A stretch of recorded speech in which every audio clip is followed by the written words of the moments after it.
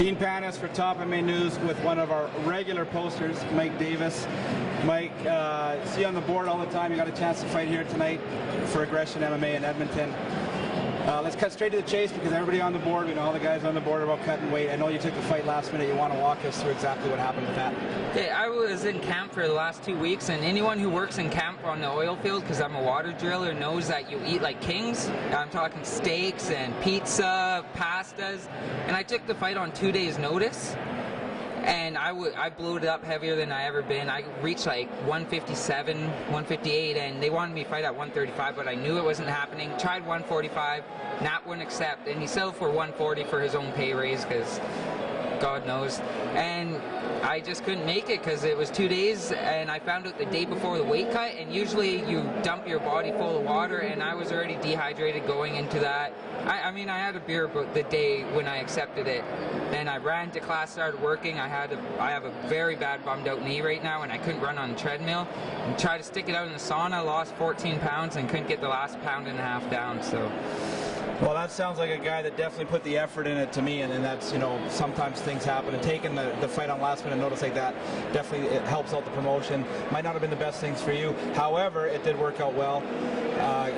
Knapp came out, you know, you got a Muay Thai clinch right away. He pulled guard instantly. You were able to gain side control and just pound from there.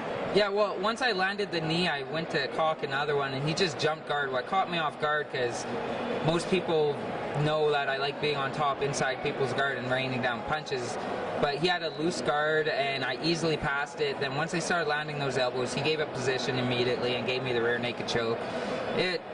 He just didn't like getting hit, I guess, because, yeah, he came out and saying he was going to knock me out, and I was expecting him to start banging with me, and I was slowly getting ready. Then once I got that clinch, landed that knee, he decided to change his game plan, I guess.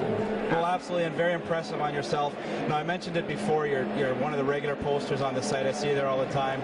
I'm going to ask you for your opinion right now. I know it's coming out of nowhere, but the semi-main and the main event tonight, Mickai Baramo and Kurt Southern, very, very tough fight. I'll be the first one to admit it. Let's get your opinions on that fight.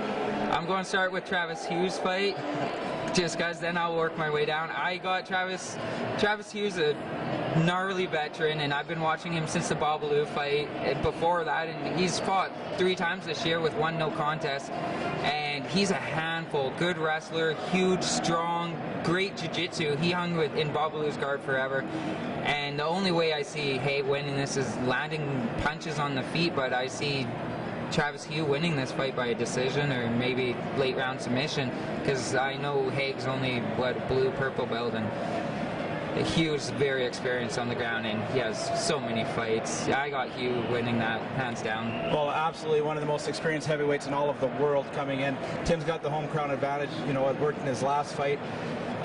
You know, a lot of people, there was no doubt he was losing that fight with that big devastating knee. So we'll see what happens here tonight in Edmonton. Like I said, we're just at the intermission, so those fights haven't happened yet. So we'll see if you know exactly what you're talking about. And let's get on to the Southern Mickai fight. I'm 50-50 on this, because Sutherland's not going to stand with Mickai. Mickai knows that, so I'm not sure how defensive Mukkai's going to be standing, but he's improving chalkfuls. I saw it in the Espinoza fight, who's my good friend, who cornered me tonight, and I know how good Mukkai's footwork is, and he could cut angles very well. And in a ring like this, it's going to become very hard for Sutherland to get a takedown, what he has to do. And Mickai looks physically more imposing than Sutherland. My original thought was Sutherland winning this by a submission, but I'm going to go with Mickai by another decision here at Aggression. Well, there you go. You've heard it from one of our regular posters. Mike Davis talked about tonight with the weight cut. Very impressive performance in the ring when it stepped up. For Top MMA News with Mike Davis, I'm Dean Panis.